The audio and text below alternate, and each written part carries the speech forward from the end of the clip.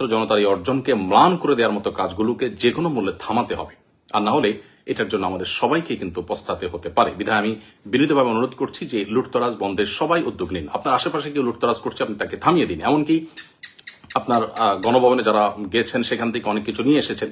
এটি মুসলিম সুলভ আচরণ নয়, এটা কোনো নীতিবান, কোনো আদর্শবান মানুষের কাজ নয় যে আপনি সেখানে রাষ্ট্রীয় সম্পদ যেগুলো আছে এগুলো তো রাষ্ট্রের সম্পদ, আপনার ট্যাক্সের কেনা টাকা জিনিস, এই দেশের জনগণের জিনিস। অতএব আপনিও যদি সেটা দিন শেষে লুটতরাজ করেন, তাহলে লুটতরাজকারীদের সাথে আপনার পার্থক্যের জায়গাটা কি থাকলো?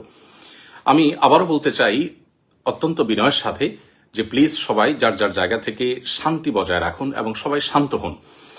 প্রিয় নবী সাল্লাল্লাহু আলাইহি সাল্লাম যখন মক্কা পুনরুদ্ধার করেছেন, মক্কাকে স্বাধীন করেছেন, তখন কিন্তু তিনি মক্কায় কোনো মানুষের কোনো প্রকার জানমালের ক্ষয়ক্ষতি হতে দেননি, বরং সেখানে একরকম অনেকটা রক্তপাতহীনভাবেই কিন্তু তিনি মক্কা বিজয় করেছেন। তার সে মক্কা বিজয়ের ইতিহাস আমরা স্মরণ করার চেষ্টা